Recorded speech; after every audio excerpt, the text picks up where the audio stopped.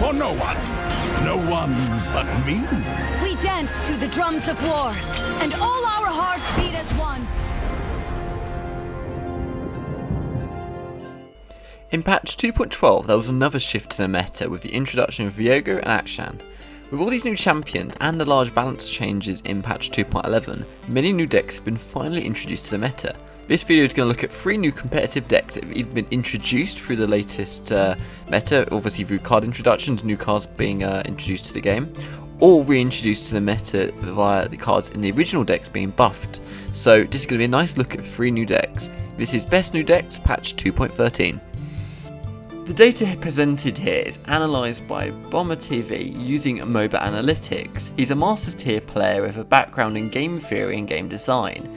He took the most winning archetypes into Master tier, excluding ones with small play rates, analysed their key properties on why they are so strong. Link to his channel is in a pinned comment and in the card above. Please remember to like and subscribe and turn on the bell notifications too. So let's dive in. This deck is Lurkers and consists of cards from Shurima and Bilgewater. It's a very topical kind of split of followers to spells, with around half the deck as followers and a good number of spells as well. It's an aggro mid-range deck, and this is seen with the huge number of cards costing 1 or 2, and then obviously a good number of cards also costing 3 or 4 for a strong ramp to mid-game. It's also a very expensive deck to build with 9 epic cards needed.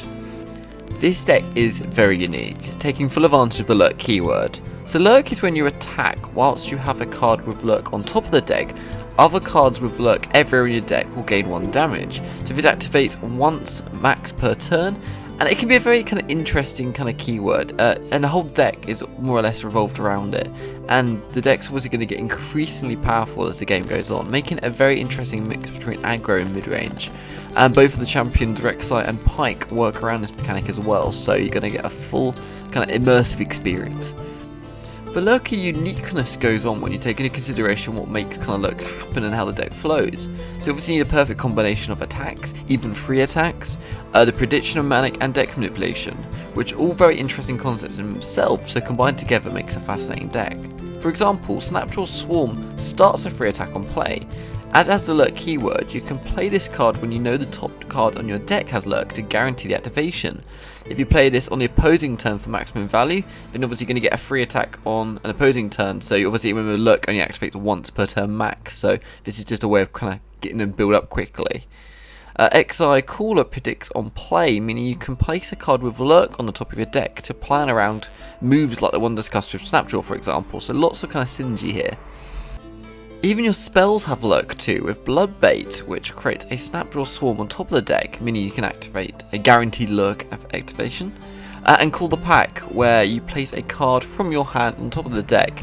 If you put a Lurk card there, then obviously you're going to be able to kind of play around this as well, so you can kind of attack knowing that you're going to get a guaranteed Lurk payoff. After you make Lurk successfully happen, the payoffs are absolutely stirred, and not only your deck is going to have the same amount of attack, damage obviously from the previously mentioned things, but your 2 champions as well have effects that revolve around these. rek'sai will fill your hand with new threats, obviously being powered up. His effect obviously is going to be boosting the attack of lots of your Lurk cards, whilst Pike is a very efficient removal early on, and he can have a devastating AoE late in the game with his leveled up effect, which strikes the weakest enemy when he kills a unit, so this can quickly kind of work their way through your opponent's field and basically mean you've got a free attack to go and win. This is Sivir Le Blanc and features cards from Shurima and Noxus. It's an aggro mid-range deck, and this is seen with loads of cards costing between 1 and 4 mana. It's a medium budget deck with 21 commons needed but also 5 epic cards needed, so it kind of balances out in terms of cost of building the deck. The idea behind this deck is to activate Reputation as fast as possible, while also trying to level up both LeBlanc and Sivir. LeBlanc levels up when she sees you deal 15 damage, and Sivir levels up once you've dealt a lot of damage altogether. So some similar kind of themes continue basically here, of all about dealing damage. Reputation activates if allies have struck 5 damage at least 4 times in the game, which will help you kind of lead to those level ups in turn. This deck has loads of followers with over 5 damage that can help lead to Reputation being activated. You have the classic Cat of the Arm that's been around since the beta days, and Ruin Runner, which was obviously introduced in the Shroom expansion, which has Overwhelm and Spell Shield. Cat of the Arm has even the effect that can buff a supported ally by 3 damage. That basically means you can have even more cards reach that kind of magic 5 mark and activate reputation. You also have spells to help activate reputation. You've got Bloody Business, where an ally with 5+ damage strikes an enemy, and additionally you have Shaped Stones, which helps buff allies enough to gain that target 5 damage. Le Blanc is very easy to remove, but against certain decks with no removal she can be very aggressive, and later on you generate more copies of her, which can even generate even more copies of that, and so on and so forth. Sivir on the other hand is much more solid, with spell protection already built in, and the keyword designed to be good on attack, making her one of the best aggressive champions out there. Later on she can be a game-winning bomb by giving protection to your whole board, and maybe just give them overwhelm as well to go in for the win. So overall it's a very interesting deck, and aggressive, and there's also some extent for some combinations as well.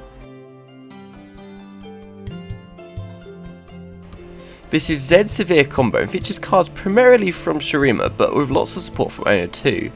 It's mainly a combo deck, but features a lot of aggressive traits too, like lots of low costing cards, with 29 cards costing 3 or less mana. It's actually quite budget as well, with no epic cards actually needed. This is an aggressive combo deck, meaning that it can both kill fast, but also kill you in a single turn. The idea behind the deck is to buff your units with very good keywords, like double attack from Flurry of Fists, or barrier and lifesteal from Spirit's Refuge. Flurry of Fists grants one ally 1 damage and quick attack. If they already have quick attack, like many of the cards in this deck, then it grants you double attack instead. To take advantage of his buffing, we have champions that multiply these effects. For example, you've got Zed with summoned living shadows with his stats when he attacks, and even when he levels up, these living stats also gain his keywords here, so you can already start to kind of picture what the combo is here. Sivir's leveled up effect grants all attacking allies her keywords. By default she has quick attack and spell shield. Link this to your other buffing cards and you're going to have an army of buffed attacking units, and it's going to be a really nice finishing combo. The rest of the cards are basically here for very efficient, aggressive kind of strategies, and there's not really much going on rather than them being aggressive. So this includes Young Rich, who can support allies by giving them quick attack and 1 damage, and Rune Runner, which obviously has 6 damage, and Overwhelm, basically making him quite a big unit to deal with. So overall it's a very fast deck, which can be crazy with some very good combinations sometimes. This deck has been around a little while, but came back into the meta with the introduction of Viego and Akshan. It started as a meme deck, but with a little bit of refinement from new cards, it actually got itself to the top of the meta. So there's definitely a touch of fresh air at the moment, and also it's kind of giving a bit of attention to old champions like Zed, who have just not really been around lately.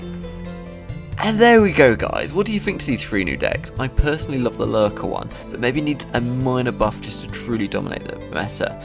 It's most likely currently a tier 2 deck. The new champions will certainly also create some further new decks as well, so I hope to review these in the upcoming kind of patch videos. So even if we're not expecting balance changes right now, then I expect them further along, and also new decks just to kind of settle as people discover them.